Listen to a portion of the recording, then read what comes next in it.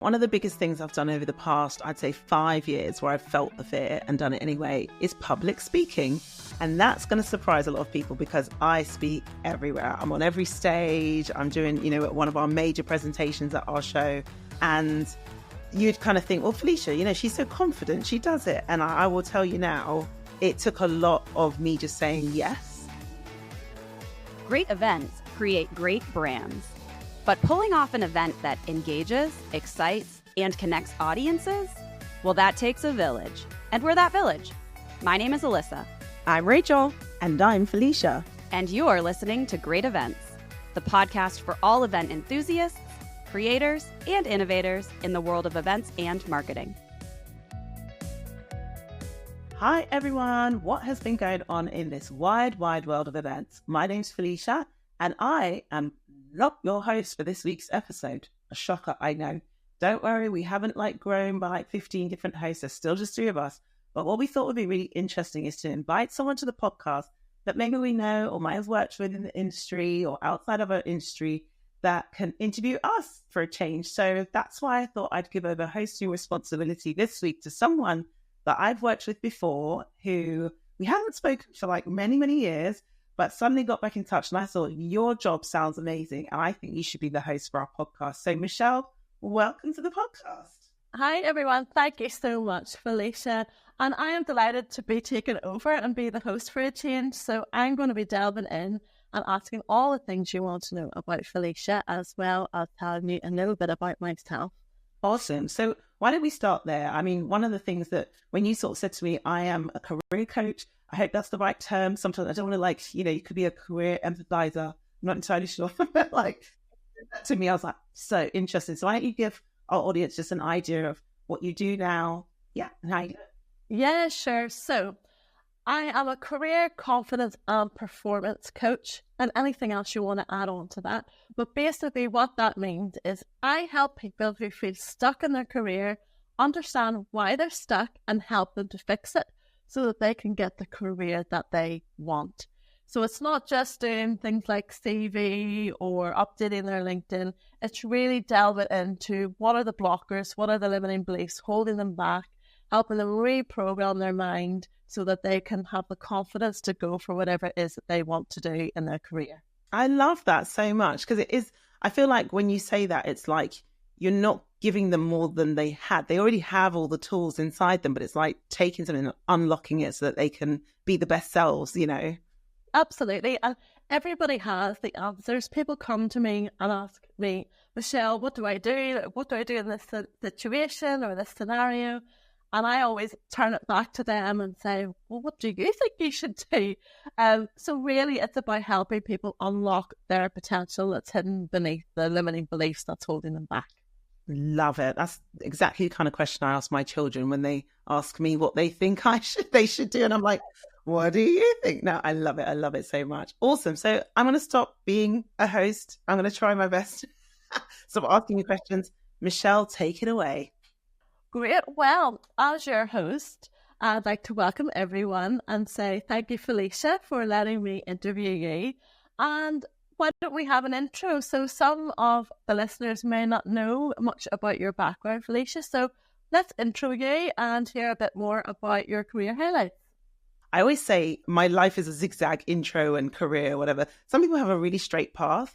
I studied commercial music production at university, somehow thought I was going to get into the music industry, but I had a business minor as part of that music production course because they're like, you can't just be a music producer, you have to have a business mind. So fine. So I picked up all the marketing modules all throughout university, and that kind of always sat with me. And then when I left uni, I was like, oh, music career, don't think so. I need a job that pays money. So I went through this company called Pareto Law, as you know, because they hired a lot of people into Rackspace, which is where I went. And I just chose this salesy role, and it was in IT, which was vaguely interesting, managed hosting. What's that? Did that. And whilst I was there, I kept trying to bother the marketing person, like, oh, could I possibly do some of your events? And he was like, no, leave me alone. So that was that. Dream dead. Let's just be a salesperson. Went into another sales role, again, just to make money. Followed lovely lady called Caroline, one of my best friends till today. Took me to another salesy role, made a load of money. And then this marketing role came up in head office. And Caroline said, go for it. I was like, I have 0 qualifications for marketing. Like, I don't have anything that tells me I should do that. And she's like, yeah, but you're a salesperson. Just go and sell yourself. So I was like, fine, I'll pitch myself and my brand to this company. And I did. And that the kind of rest is history is the rest is history. That zigzag into the role that had always been kind of there niggling. I think I want to do it. Will someone give me a chance? I had to kind of take a chance on myself and just pitch and go forth, and the rest genuinely is history. I've risen in my marketing career since, and it's been fantastic because I love it so much.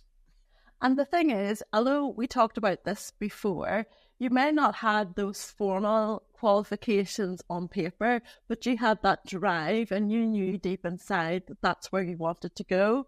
And I think sometimes when we listen to our gut and we go with what we want to do, it drives us forward. And that's how we end up fulfilling our potential, what we've been designed to do. And here you are now. Look at how far you've come. For anyone listening, Felicia and I started up as pop-up windows answering technical questions. That was our journey into a sales career. And now we're both doing things, totally different. So it doesn't matter how you start. It's just important you start and then listen to what your gut really wants you to do. I completely agree. And, a lot of people listening to our podcast from the events industry and hospitality, I mean, if there are any 2 careers that you could fall into, those are them. Hospitality, not everybody has that straight career path, and same with events professionals. A lot of people say they fell into it. They loved it when they got there. So I think it's perfectly fine, like you say. I think it's important to mention the people that help us along the way. And you mentioned the lovely Caroline that both of us have worked with previously, and you more so, which leads me on to my next question, really. I don't know if you've had a specific career coach, but I'd love to hear about the impact that either a career coach or someone as influential as your friend Caroline has made on your journey to date. Yeah, do you know, I've never actually had a career coach. So, I mean, I should now, having spoken to you quite a bit. I think I would do benefit from having one. But no, I think I have just had good, solid people around me. I used to call it ambitious people. I don't think it's just about having ambition, because I've met some people with ambition that are it's just wrong. Actually, these are people that they've taken a vested interest in making sure they share stories with you from their careers, that they uplift you, and they kind of give you that, like Caroline said, gave me that confidence. Just, you've done this, you can transition. If you can sell, you can sell yourself. And I think without Caroline sat there telling me, can you go and apply for that job? Can you actually get it done, please? She was just like right in my ear. I was like, oh, fine, I'll do it. I definitely have had some good, strong characters that are progressing in their careers. And they're like, if I can do it, you can do it. I'm not a unicorn, I don't have some magical powers. And I'm like, oh, that's true. If you can, and I always say that to people now, I'm human. I'm just trying my best, and I just try stuff. And if it doesn't work, I'll move on really quickly. Trust me. But yeah, it's been great. It's been good. Oh, that's great. And, I'm a real advocate of the phrase, feel the fear and do it anyway. And I think both of us in our career histories have certainly felt that and journeyed through that. So I suppose my question to you is, have you got some examples of when you've felt the fear and done it anyway, beyond that initial selling yourself into a marketing role? Because what you were doing then to what you were doing now is such a huge leap. So I'm sure the listeners would love to hear a little bit more about how you've got to where you are now. So I think one of the biggest things I've done over the past, I'd say 5 years, where I've felt the fear and done it anyway, is public speaking. And that's going to surprise a lot of people, because I speak everywhere. I'm on every stage. I'm doing, one of our major presentations at our show. And you'd kind of think, well, Felicia, she's so confident, she does it. And I will tell you now, it took a lot of me just saying yes. I remember I had a year of yes. I said, I had a particular year where I was like, this is my year of yes. And I'm going to do every single thing that I want to do in this year. And I said yes to some wild things, I tell you, Michelle. What can you share? What is appropriate to share from your year of yes? Set up a business. I mean, people they know I set up this company called the Diverse Speaker Bureau. And we set it up on a hope and a wing and a prayer and a passion. and shouldn't set up a business on a wing and a prayer and a passion. I tell you, like, you should probably have done some good research. It was a good thing. We did a fantastic thing. We got really recognized in the industry for setting it up. We were trying to do an amazing thing. I think it's had its ups and downs. You know, people know, if you know, we're kind of like shying away from it a bit now, but I think it was a good thing to do. And because I was being a speaker, but I kept being asked to speak on things following this George Floyd thing. And it was like, you're a Black woman. How do you feel about racism? And I was like, all right, I'll do that panel. Why am I doing that panel? Am I some kind of equity and diversity expert? No, I wasn't at the time. But I just kept saying yes to stuff. I was like, well, you need a Black woman on the panel because you need to represent diversity. So I'll be that Black woman on the panel. It just probably wasn't the right thing to do. It was something I had to go through to understand you need better speakers than me. You need diverse speakers that can speak to the right subjects and, you know, topics and add the right flavors. Being a Black woman on a panel's not enough. Come on, people. So yeah, I learned a lot and I got to educate people because I said yes to a lot of stuff. But hey ho, it's all for the good. Yeah, and I suppose like saying yes and taking those risks help us learn and grow and develop, and that's what's important. And I know one of the things we had talked about previously as well is, you know, once you get to the height of your career and you've almost peaked, is, you know, how do you still be relevant? You know, how do you stop yourself from being bored or people wanting to still take your advice or listen to your opinion? So I don't know if you have any thoughts about that, given that particular story when you went through that whole year of yes and the lessons that you learned. How do you then make sure that you still become relevant now that you're kind of at one of your peaks in your career? That is a really good question. As you were asking me, so many thoughts were coming into my mind because I got promoted to being a director, I think maybe a year ago, maybe a little bit more. And at that point, I was immediately hit with this new feeling of imposter syndrome, which I'd never had before. I'm a very confident human, but suddenly I'd been doing the role for so long. I just didn't have the title. But suddenly this title came and I don't know what it was, but I was going to places on stage and they would say, can you say your job title? And I was like, oh, I'm the marketing director. I guess I'm the director. I guess I am. Isn't that weird? Like I couldn't just say the title.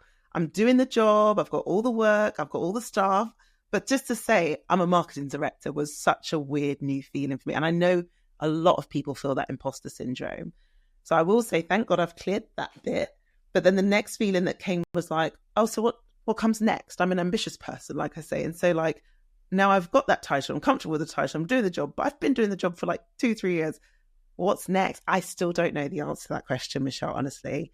And I think I'm challenged by that often. I turned 40 this year. So is it a midlife crisis? I don't know. I know this is not a counselling session, but I'm in it.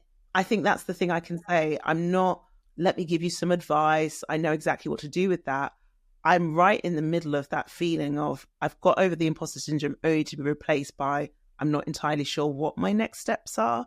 But I think what I'm doing with that, if I can give some proactive things, what am I doing with that feeling? I am exploring and I'm making sure one of the things I'm really keen on doing right now is making sure my team are uplifted, are given opportunities for promotion, are doing what they want to do. So I think I'm pouring a lot of whatever I've got into other people whilst I figure out myself. And that's actually helping. It gives me a really good feeling. I think the common denominator with imposter syndrome and then feeling I don't know what to do next or where do I go next is fear. That's the biggest thing that links those. And going back to what we were saying about feeling the fear and doing it anyway, I think it's great advice to explore and challenge yourself in different ways alongside what you're doing so that you can really start to see where is the rest of your purpose, where is the rest of your career going to take you. And sometimes we find it's not actually in our career, it's something outside of that, which means that we can be the best we can be when it comes to the workplace because we're fulfilled in other ways outside of the workplace. I love that so much. You know, that takes me back to like, again, probably about 18 months ago, I joined like a heels dance class. It was like this sexy dance class, right? And suddenly I was like feeling myself in new ways. And I did feel, and at that time, and then I also joined a choir because I love singing, and I was doing everything. And actually I felt like more human. I felt like more like myself. And I think I've let that go. You know, when you miss some classes and then you're like, well, that's it now. I'll just be a mum again at home in the evenings. But actually that's good advice. I think maybe I'll explore that. Yeah, it's like I had a client recently who's a dentist, and their role had become very mundane because they had gone more into the teaching side. And we explored some of their passions when they first became qualified. So they went into like an arts and crafts type class, and they just found that it really made a big impact because they were feeling fulfilled and satisfied outside of work, so that when they went into the workplace, it was totally different. Their approach and their mindset was totally different and not distracted. So I think that's great. I would love to go to a sexy heels class and maybe try and get my groove on and, and do that too. It's when they say get on the floor now, you're just like, oh gosh, my knees. What one piece of advice would you give someone then, given sort of our experience? We've talked about our collective experience and obviously mainly yours because I'm interviewing you today. Is there anything that you would give, advice you would give to someone starting out in their early career that would really help them progress to what they want to do? Looking back, obviously we're older now. I couldn't have given this advice at the time, but looking back, I would say just know you've got time. You actually have a lot of time when you're starting out in your career to play around with your roles and companies and industries and countries, and you have the luxury of time is what it is. And I think sometimes when we're younger, it depends what kind of person you are. Some people are on that kind of university track, university to job, job to career, you know, and if that's you, great, go for it. But if you're not sure, that's also really, really fine, because just go and work somewhere decent, see what bits you like, and then apply what you've learned to some other role and, you know, then build on that. But I think interrogate it as well. Like whilst you're doing those roles, don't just drag yourself to work and I'm just slogging it out. Interrogate the bits that you're loving. Like maybe have a termly catch up with yourself and kind of be like, what do I like about this job? What don't I like about this job? And if you're a moaner at work, move on. Just like, clearly it's not for you. Go and do something else. It's fine. Time and interrogation, I think, would be the two things I would say. But I'm actually going to add to something to that as well. Everybody's human. Your boss's boss's boss, your CEO, is just another man, woman, or other that is just trying their best, right? And they don't have two heads. So when you're fearful and shaky, like, oh my God, my CEO is coming, they're just a person, you know, and you should have a little bit more confidence in yourself to know that if you've got an idea, maybe it's a good idea, present it, do what you want, you know, you can. Yeah, and what's the worst that's going to happen? If it doesn't work out, then that wasn't the route for you, and it's time to try something else, isn't it? So, gosh, I remember when we worked together, we were starting out in our careers. If our CEO or one of the big bosses from America would come over, we'd be like frozen in fear. But you know, they get up, they eat breakfast, they do the same as every other human being on this planet. So, you know, like you said, you shouldn't be fearful. And in fact, I think people in those senior positions really respect those who are starting out, who are inquisitive and ask questions and want to get advice, because that's the only way that you learn is by being inquisitive. 100%. And people actually value that. I hope people know, you know, that horrible question in interviews, like, do you have any questions for us? If you haven't heard this before, please take this on board. But when they say, do you have any questions for us? They're not meant to be the, oh, where do you see yourself as a business in 5 years questions. They're meant to be like, if I'm going to come and work here, what's your company culture like? What's your policy on sustainability? Like stuff that you actually care about. If they say, do you have any questions for us? It's meant to be like, I want this to be a good fit for us. So let me ask the questions that are quite important to me. Now, that doesn't mean you should be asking about flexi time on day one, but you might say, as a parent, what is your parental policy? Because, you know, whatever it is that's important to you, that tells the employer, definitely tells me when I'm hiring people, this person seems to want to work here and they're inquiring about stuff that would impact them as a person. So, yeah, go with some confidence. The number of times I've interviewed people in my previous roles that I've done, and they've gone with the cookie cutter questions that the recruiter has given them, And you don't get to know their personality, and it's not genuine. When they ask things that really mean something to them, that's what makes them stand out. And that's the person I remember when I'm going through everyone I've interviewed to give the person the role. That's really great advice, especially for those starting out. Yeah, definitely. Well, Felicia, that's been fantastic. I really thoroughly enjoyed being the host this time. But now it's time to pass over the reins back to yourself. I've done all my questions, so thanks very much. Oh, thank you, Michelle. That was so refreshing. I actually do feel a lot of these podcasts are like my own personal therapy, so I really appreciate it. But before I let you go, can you just tell people where they can find you or what resources they can use? So I'm on LinkedIn, but I have a website, www.freshapproachcoaching.com. Bit of a mouthful. If you want to have a chat with me, a free, impartial, general chat about your career and you feel stuck, I'm happy to give you a free session, so you can sign up via my website or find me on LinkedIn and send me a DM. Happy to answer and help as many people as I can. Phenomenal. Thank you so much for being very clear. We will put the link into the podcast description, so people feel free to access that. As you can tell by Michelle's accent, she's very American, not... But you did tell me you have clients from all over the world. Is that correct? That's right. So I am from Northern Ireland, and I relocated back to Northern Ireland just before the pandemic after spending almost 2 decades in London. So I didn't get an English accent, and I didn't get an American accent despite all the American companies I have worked for. But my clients are actually global. So I currently have clients in Sweden, mainland UK, Ireland, and some of the Americans as well. So because I'm a mum, my time is really flexible, so people can speak to me in the morning or the evenings. That's why those time zones really suit well. So yeah. Brilliant. Well, thank you. I didn't want people to feel like because, you've got 2 people that are European, on the podcast, you're only available in Europe, because definitely these days, everything's global, just hop on a Zoom and absolutely fine. But this has been fantastic. Thank you so much, Michelle, for joining me. I really appreciate it. Oh, thank you for fighting me. I look forward to seeing the next podcast where you're the host again. Awesome. Bye. Thanks, everyone. Thanks for hanging out with us on Great Events, a podcast by Cvent. If you've been enjoying our podcast, make sure to hit that subscribe button so you never miss an episode. And you can help fellow event professionals and marketers just like you discover great events by leaving us a rating on Apple, Spotify, or your preferred podcast platform. Stay connected with us on social media for behind-the-scenes content, updates, and some extra doses of inspiration. Got a great story or an event to share? We want to hear from you. Find us on LinkedIn, send us a DM, or drop us a note at greatevents@cvent.com.